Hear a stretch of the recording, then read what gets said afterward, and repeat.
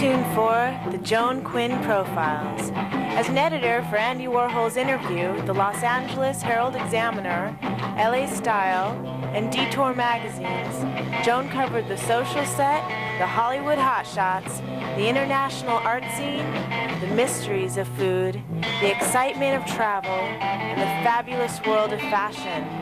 Joan continues to find creative people on the cutting edge who make things happen. Hi, I'm Joan Quinn, and welcome to the Joan Quinn Profiles. Waiting to be profiled are hairstylist to the stars, Martin Samuel, and author, real estate expert, Bret Parsons. Where do I begin with London-born and bred Martin Samuel? He calls himself a hairstylist, but one has to be an artist to have accomplished all the things that he's done. He's worked in film so much. He was nominated for an Oscar for his makeup in 2008 for his work on Pirates of the Caribbean: World's End. Yeah. 2008, right? Yeah. 2007, a BAFTA for another Pirates, Dead Man. Yeah, Dead Man's Chest. 2004, The Curse of the Black Pearl. Yeah, I mean, a BAFTA for nominations, that. BAFTA awards, people flocking to you.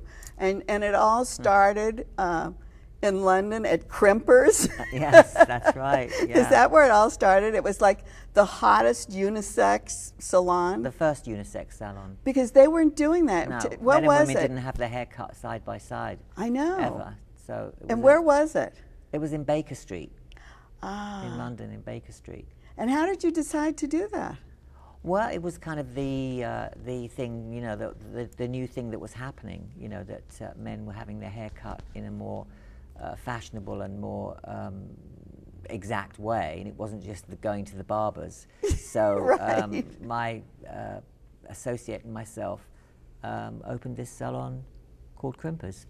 It was the talk of the town, wasn't Swinging it? 60s, yes, in London, it was. And then you came to LA to work on Stardust after a career. Correct. Was Crimpers still going? It was, but I'd kind of branched out and decided to go into the film industry. Well, how did that happen? Well, I used to do I was the creative designer at Crimpers, so I used to do a lot of the outside advertising and editorial and, you know, print work with photographers. So I kind of got involved with a lot of photographers, and I loved it. I loved being out of the salon. I'd been in salons, you know, quite a few years by that point. Did you go to beauty school We didn't know. London? We didn't have beauty school. You didn't do Not that? in those What days. did you do? You were an intern? Yeah, an apprentice. Apprentice? Yeah, in those days there was no such thing in England as beauty school. And then did you just start like washing hair and welcoming people, getting yeah, coffee? Yeah, and then just, you know, gradually, you know, you come up and get it all together, and then you're you know, I became a fully fledged stylist and got my own clientele. Do you think it matters what hairdresser you were working with? Did you learn a lot from that, or do you think it came out of your hands? I learned a lot on the way up to getting to that place. I worked in different salons and with different So you were different being things. influenced? Yeah, so I was influenced, and I was influenced also, you know, with the whole Mary Quant, Vidal Sassoon, that whole period of time, which is where I was learning my craft, you know, getting that whole influence from them. So then you came to LA because you'd already been in film? I'd already been working in the film industry for quite a few years, and then I worked on Stardust, which came on location to LA. Was that your first time here? That was my first time here, yeah. Did you fall in love like every other Londoner did? I did, yeah, I loved it, yeah. You wanted to stay here? Yeah, but it was like way early. We didn't stay. I was just here for the location. And who was the director on that? Michael Apted. Oh, and then you worked with him quite a bit after that. I did, yeah. I worked with him on, when I did actually come back to live here, about 5 or 6 years later, on Coal Miner's Daughter. Oh, that was it. And then you spent time in New Mexico. Then did you start seeing the U.S.? Yeah, well, I was in New Mexico doing The Man Who Fell to Earth with David know. Bowie. And Nicholas Roeg. Nicholas Roeg How great directed. was he? Yeah, he was fantastic, yeah. Does it matter what does the director have an input in what you're doing? Oh, yeah, yeah, because Yes? it's his vision. So, you know, he will have his vision of what he wants his actors to look like. But I mean, not to the point of him, he's not a hairdresser. No, So- that's what I mean. So what does he tell you? Well, there's a script, there's the characters are the characters in the story, and it's a collaboration really between my work, the director, and often the actors have an input as well to how they feel. Do they? Do you listen to them? Well, yeah, you take, I listen to them, yeah, we listen to them, yeah. Sometimes they're way off, sometimes they have a lot to contribute, And then you continued work in film, and then you traveled with David Bowie? Yeah, Did you go on the yeah, road? the Station to Station tour I did with him. How yes. long was that? That was about 3 or 4 months, yeah. And on that what tour. did you do? Well, I did his hair every night for the stage, for the show. We were either in London or in Amsterdam or in Stockholm or in Germany or wherever. Was that the first time you had gone on the road with someone? Yeah. That's Did the you first like time. it? I loved that, yeah. Oh, my gosh, yes. Would you do it again? I think so, yeah, yeah. But it probably depends on who it was, David exactly. Bowie, right? Yeah. And then suddenly you took this kind of hiatus and moved to the countryside. Well, yeah, I did quite a lot of other movies prior to between, that, yeah. But I did... All in England then? No, in England, and then we lived here, and I did quite a few movies here. Oh, you were living here before you went back to the country? Yes, absolutely. Oh. Yes, we lived here through about 4-year period, and then decided to go back to England and have our kids educated there and do a few more movies, and then I took a hiatus and opened up a big sort of salon. And how could you do that? Wasn't well, it like out of the... I just kind of wanted to experience a different kind of life for a while. Didn't know quite how long it would go on for, but I wanted to be at home. I wanted to just have that contact with my family and not have to go away and be involved in making movies. So you had a salon, which was successful. How far out of the city were you? Well, we were in a beautiful sort of period black and white village in the middle of the countryside. So and, people from London wouldn't come to visit No, you, but it would was they? all people from the countryside, like aristocrats, all that kind of hoi polloi type clientele that we appealed to. People that would be going to London didn't have to go to London. Oh, that's interesting. Yeah, so we kind of filled that gap for a lot of people, fashionable people that lived in and around those areas that, didn't have to go and make that trip anymore. I was there to do that. That was great. And then your wife, Mary, opened a boutique? We had a boutique and a beauty... Was it connected to Oh, the... yeah, it was all in one big building, But yeah. wasn't that a first, too? Yeah, that to be kind in of clothes. thing? Yeah, to be doing clothes, yeah. So you really originated it there, and then did you take it anywhere else, or did you just No, we stayed there and we, did that thing there, and then that lasted for about 10 years, which was fantastic. Really? And then I decided to go back into the film industry. And what did you come in with? I did quite a few different movies. I did a movie with called A Kiss Before Dying, was the first movie I came back for. When you came back for? Then I did Bernardo Bertolucci's Little Buddha, and Franco Zeffirelli's Jane Eyre. And then Alan Parker's Evita, which then brought me back to the USA for all the publicity and the press that went with it. And then Mary and I decided to come back and live in LA again. That's when you came back with Evita. Yeah, that was 97. 97. You did 42 hairstyles for Evita. I did, yeah. How could you And I got a create BAFTA so nomination for that too. Yes, you did. Yeah. How could you create so many things? Well, because, it was recreation. Because it was you Eva look- Peron.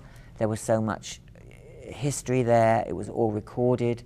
And, So you went to what, books and newspapers? I went to book. There was so much stuff, because she was a very famous woman. So there was so much stuff, so much reference. And we filmed in Buenos Aires. Wasn't that the best? It was the best. And people would just come to the hotel in Buenos Aires and give me wonderful books, wonderful magazines, wonderful photographs. I mean, I already had fantastic stuff, but they were so passionate about Eva Peron, and I knew Eva, and I'd like you to have this picture, and because you're, you know, so there was, you know, a tremendous. And did they have stories for you as well? They had stories, and it was fantastic. The director was Alan Parker. Did they come to him and talk to him about things yeah, too? sure. And did the costumes influence your hairstyles, or did you both have to work together? We both worked together. We always do. I always work very closely with the costume designer. But as I said, it was all a recreation of actual, to make Madonna look just like Eva Peron, you know. Did they build sets down in Buenos Aires, or did they use the Casa Rosada? No, we used the Casa Rosada. Right in that square? Oh, absolutely, yeah. Oh, what an Can exciting... you imagine that? No, I thought it was so the fabulous. whole balcony scene and the hundreds of people in this square. And they were all there. They were all there. The close-ups we did in the studio in London about 3 months later. So that must have been a fantastic thing for you. Yeah, experience all the way from living and creative experience. It was amazing. And then the next big thing was all these Johnny Depp movies, all these pirates. Yeah, the pirate trilogy. The pirates, and I have a couple. Let me show Johnny Depp first. Okay.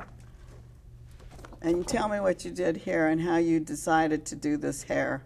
Well, I knew Johnny was, you know, wanting to have an influence by Keith Richards. And he wanted, I heard, you know, it was down the line that he wanted sort of hanging hair and braids and jewelry and stuff in the hair. So I designed and handmade this wig. And when he came in for the fitting, I presented it to him. And he loved it, and we went with that look for the film. That was the first? We didn't know it was going to be a trilogy when we did the first one. But did you know Keith? You probably knew all of them in London. Yeah, I'd met him, yeah. And so you made the perfect thing for him. Yeah, absolutely. And that was it. And you used it all, the rest of the and thing? We kept awards the look, and kept nominations. the look for the whole 3 movies, yeah. Isn't that fantastic? Yeah, it was a fantastic experience. Let's look at this one. That's a picture of Tom Hollander. He was in number 3, Pirates 3. How do you remember them all? Number 3, World's End, Dead Man. Chest, and Curse of the Black Pearl. Okay. Yeah, in backwards order. And then what about this? Is this an That's actual a white wig? That's a powdered wig, yeah. That's a powdered wig. Is it? We had hundreds of powdered wigs on all different people. And what are they? What because is of powdered? the period, 1760s. Regular hair, powdered or not? Or is it white hair? No, it was regular hair, powdered. It is actually powdered? Some of people had their own hair, and they would have it powdered, but wigs were very fashionable to be worn in that period. And it actually turns this white to powder it like that? Well, I mean, I think that, you know, it wasn't quite as white as that, but it was definitely white. Yeah, you can tell. Yeah. And then the last picture is Keira. The beauty. Keira Knightley. And you've worked with Johnny Depp and Keira a lot. I have, yeah. I did a lovely film with Keira, apart from the pirate trilogy, Domino. Which was a which wonderful was great, movie. Which was a completely different look to this, you know. Yeah, and she was really tough in that, wasn't she? Absolutely. It was a big action movie. And do actors ask for you? Sure. I mean, so that if you've had a relationship with Absolutely. Keira or with Johnny, they can ask you. Absolutely, yeah. So you're building your relationships as you go along? Absolutely. So you brought this big portfolio of pictures, which we can't show. No. But we know where you go for your research, and I think you have these magic fingers. Thank you. How do you feel like that? I feel very proud and very grateful, and I'm very grateful for my career. And I think I think you've opened our eyes to what to look for when we see a picture. Great. Thank you. Thank you. And thank you for watching this part of the Joan Quinn Profiles. We'll be right back with Bret Parsons.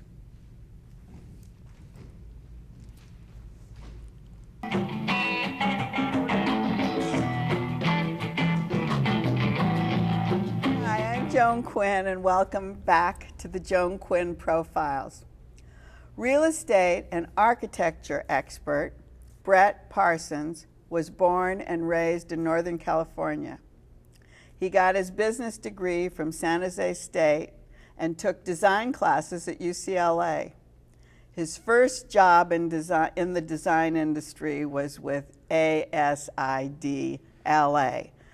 And as an executive director, he went on to the Pacific Design Center and he handled the marketing and the PR. Right. And I think that's where we met, Bret. 20 years ago. Oh yeah, let's talk about that. I know during your UCLA days, you were on the West Side and you were driving around all the time. Why? What was that?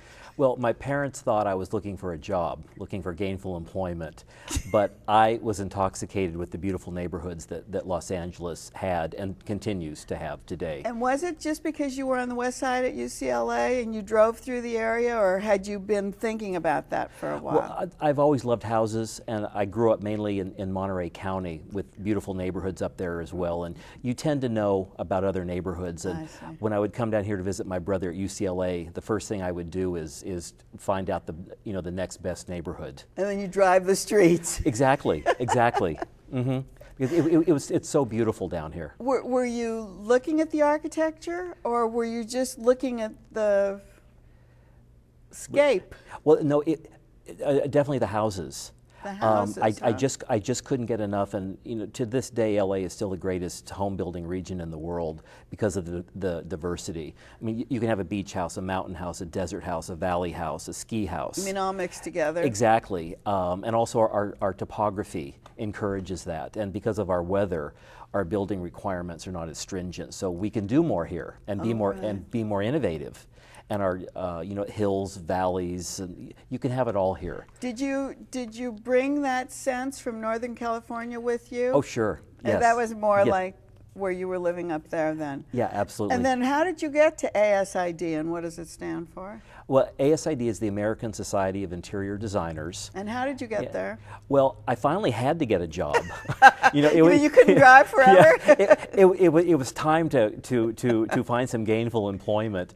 And when I was at UCLA, I dropped into the job center, and the executive director position was open, and I applied, got the job within about 30 minutes. Oh, wow. And that was the start of a wonderful career. It was right out of college. Oh, so that was perfect. It was ideal. So, did you see repeats of houses? Because you wrote this book on Gerard Colcord. And as you were driving around, did you see things that continued to look alike, or was your sensibility documenting things? It was basically, my radar was on, but I didn't know what it was on for. I just knew that everything that I particularly liked had some common themes: great proportion, setback from the street, similar use of materials, those kinds of things. But basically the house, not so much the landscape. No, it's the house. It's the house. It was the actual structure, the architecture that really drew me in. And of course, years later, I learned my favorite homes were all done by this man named Gerard Colcord. Well, you wrote a book then. What led you? Something must have led you to him. Well, basically, it was in my past 8 years, I've been a mortgage broker, and I did a loan for an architect. And he said, "Who's your favorite architect?" And I said, "Besides you, Ward, since you're buying my lunch, it's Gerard Colcord." But nobody, I had never heard of him, and I thought I knew a little bit about architecture. Sure. Well, he really is a famous guy. He's prolific, but nobody knew him. He's the best kept architectural secret in Southern California. Thank you, because when you wrote the book and you did your first lectures that I went to, I thought, I'm an idiot. I don't know about this guy, and he's fabulous. And what's interesting is we've all know his homes. If you've lived here, you may not know who did it, but the world was introduced to his work through Heart to Heart, the television show. Robert Wagner and Stephanie Powers' house in the series was a Colcord. A real, actual house. It's in Brentwood on 46 acres. It still is on the exact same property today, and that's what got me woken up to these great houses in LA. Well, when you called me today, you went, "Joan, you live 2 doors away from a Colcord house," yes, and I had no idea. Yeah, his genius was that he did every single style you can imagine. He was never locked into one style, and basically the characteristics are very beautifully proportioned homes that people absolutely love. There's his most famous home right there. I'll just hold this up. You can talk about it. The Horton home. Horton House. Yeah, homes are named after the family that commissioned them. Even if 10 more families live in the home, it's the first family's name. Horton House, 1932 in Bel Air. And this home was very widely publicized. Bob Newhart and his wife Ginny lived there for about 25 years. Oh, and they kind of replicated it on his TV show. Exactly, and they had purchased it from Jerry Prenchio. Should so I turn the it has page? quite a lineage, sure. Is it the same? One more. You'll see the gatehouse on the next picture, right there. And the Courtney, their daughter, would tell me that she and her friends would play on the electric gate. And when the tour buses would come by, you know, looking for their dad, they would run and hide in the trees. So you tracked these houses down. Yes. How did you track them down? Well, through this architect that I had lunch with, one thing led to another, and I found Colcord's assistant, who had 10,000 of his documents in her garage, archived for the past 25 years, which never happens. And she gave me full access. I found the most exquisite artwork in the form of blueprints you could ever imagine. I found every address on every blueprint and sent every homeowner a letter, 300 letters, and my phone started ringing off the hook the next day. Isn't that incredible? Yeah. I mean, something that could have been buried away and never found. Right, had she died, I'm sure the family would have disposed of the blueprints, not knowing what else to do, which often happens. And then, did you make a concerted effort to go to these houses? Oh, I did 300 interviews. Yeah, and it was wonderful. I never knew who would be on the other end of the phone, and there were these captains of industry and celebrities and movie stars and regular folk too that would be calling, saying, "Bret, when can you come over to tell me about my house that I love?" Oh, they wanted you to tell them. Oh, absolutely. They knew they loved their home, but they didn't know why, and they didn't know its origins. So but that was the thing. I mean, when you went into these houses, you found the commonality and you showed them, Oh, right? sure, and we would have more fun. It would end up being 3 and 4 hours at a time. So they would let you enter and talk. Within 15 minutes, they were telling me about the neighborhood feuds, who slept with who, what medications they were on, if they're hiding the silver in the right spot. It was very sweet, very, very endearing. So I'm going to just turn a couple of pages like this and you can... Sure. Actually, the next page shows you the most. People love the archive shots. This one? Here's the kitchen. Colcord was a genius, and what he did is, this was a traditional oven of the day. He took the legs off and put it on a plinth to replicate a French farm oven. And he was just very, very clever. His homes today, seldom do they change hands. They tend to stay in the family. Well, one of your lectures was on renovating houses, and you know about renovating houses. Sure. Did they renovate his houses? Sure. In fact, they were, huh? Yeah. There's very few Colcord teardowns. People very sympathetically remodel his homes. Yeah, that's Stone Canyon in Bel Air, a Connecticut farmhouse. It's just wonderful on an acre. And then let's go to this. And then this one. This is a rather famous one because this home was the focal point in the movie Gods and Monsters back in 1998. Oh. It's still on the original 2-acre lot. It's in a neighborhood called Arcadia, which is one of the most beautiful neighborhoods in Los Angeles that I never knew of. Flat land, rolling hills, oak-studded, absolutely beautiful, and you'd whiz right by on the freeway and not even know it. Oh yeah, beautiful. I forgot, yes. Those were big lots. And there were a lot of houses Every major architect in town during the 20s and 30s built in Arcadia, and nobody would know that today. When you went to renovate, you had the plans. Would they use their plans as far as Colcord plans? Oh, sure. Lots of times, for the, obviously they would add on and those kind of things, and they would use the characteristics from the blueprints to keep it in the correct genre as much as possible. So how did you find the similarities? What were the similarities? I know there were a lot of different things, but there were similarities too in the way he wanted to build his houses. Human proportion, human scale. They were set back from the road, very gracious floor plans. There was always a wonderful den. These are family houses. When you talked about the bars too. Exactly. Well, actually, this house, this is a 15th century style But this Tudor. is like a copy of a Tudor. It looks like Exactly. a copy to me. Well, yeah, of a medieval church in Yeah. England.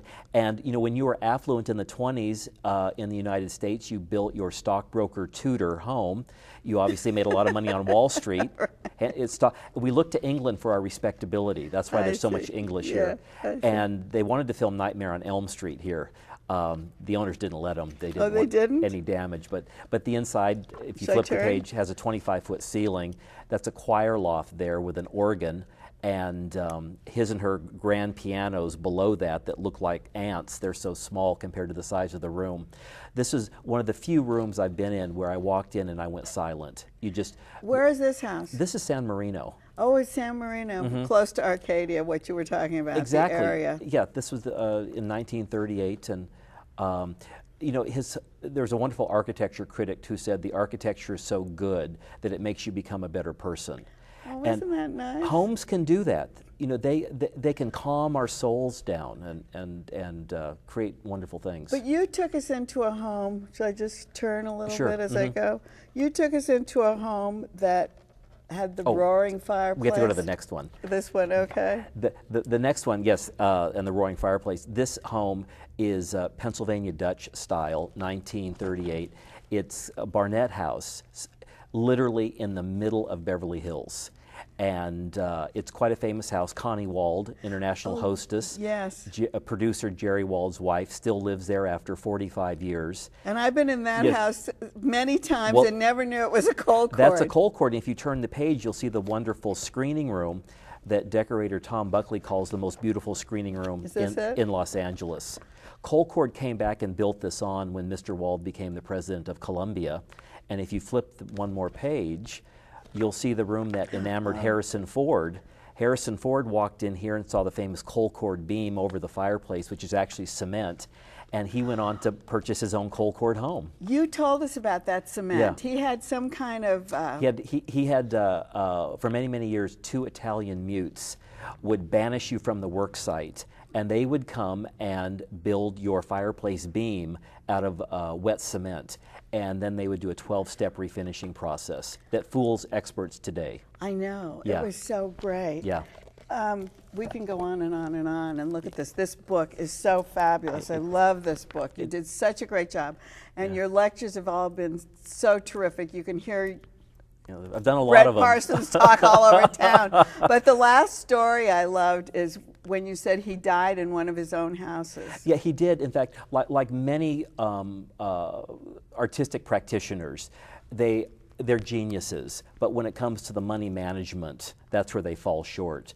He died without a lot of money, living in a rented. He lived rent-free in one of his own homes. A business partner had was not able to pay his bill, and he said, "I own this coal cord that you built. You live here rent-free for the rest of your life." That's such a great story and such a good way to end this interview. I mean, it wasn't really about you, Bret, but it was about Gerard Colcord. He was a genius that needs the recognition. He deserves it. And thank you so much for doing it. And Oh. thanks for being with us. Oh, you're welcome. This is fun. I'm so glad you were here. Don't stop writing to me. Please continue to email me at jaquinn1 at AOL.com and write to 777 South Figueroa, 44th floor, Los Angeles 90017. Email, we love them.